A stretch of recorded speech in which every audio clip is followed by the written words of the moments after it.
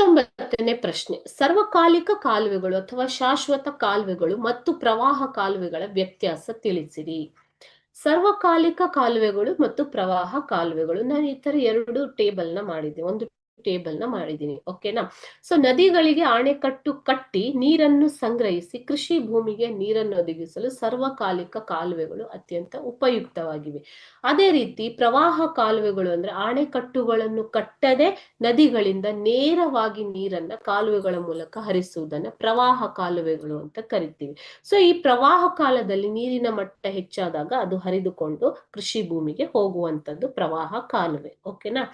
So ಇಲ್ಲಿ ಎರಡನೇದಾಗಿ ಸರ್ವಕಾಲಿಕ ಕಾಲುವೆಗಳು. ಸರ್ವಕಾಲಿಕ ಅಂತಂದ್ರೆ ಏನು ಮಕ್ಕಳೇ? ಶಾಶ್ವತ, ಎಲ್ಲ ಕಾಲದಲ್ಲಿಯೂ, ಮಳೆಗಾಲ ಬೇಸಿಗೆ ಎಲ್ಲ ಕಾಲದಲ್ಲಿಯೂ ನೀರು ಹರಿಯುತ್ತಾ ಇರುತ್ತದೆ ಈ ಕಾಲುವೆಗಳಲ್ಲಿ. ಆದರೆ ಪ್ರವಾಹ ಕಾಲುವೆಗಳು ನದಿಗಳು ತುಂಬಿ ಹರಿದಾಗ ಮಾತ್ರ ಇಲ್ಲಿ ನೀರು ಹರಿಯುವುದು. ಅಂತಂದ್ರೆ ಅತಿ ಹೆಚ್ಚು ಮಳೆ ಬೀಳುವ ಪ್ರದೇಶಗಳಲ್ಲಿ ಈ ಪ್ರವಾಹ ಕಾಲುವೆಗಳು ಅತ್ಯಂತ ಉಪಯುಕ್ತವಾಗಿವೆ, ಪ್ರವಾಹ ಪರಿಸ್ಥಿತಿಯನ್ನು ನಿಯಂತ್ರಿಸಲು, ಅದೇ ರೀತಿ ನೀರನ್ನ ಕೃಷಿ ಭೂಮಿಗಳಿಗೆ ಉಪಯೋಗಿಸಿಕೊಳ್ಳಲು. ಓಕೆನಾ? ಸೊ ಇದೇ ಏನು ಸರ್ವಕಾಲಿಕ ಮತ್ತು ಪ್ರವಾಹ ಕಾಲುವೆಗಳ ನಡುವಿನ ವ್ಯತ್ಯಾಸ.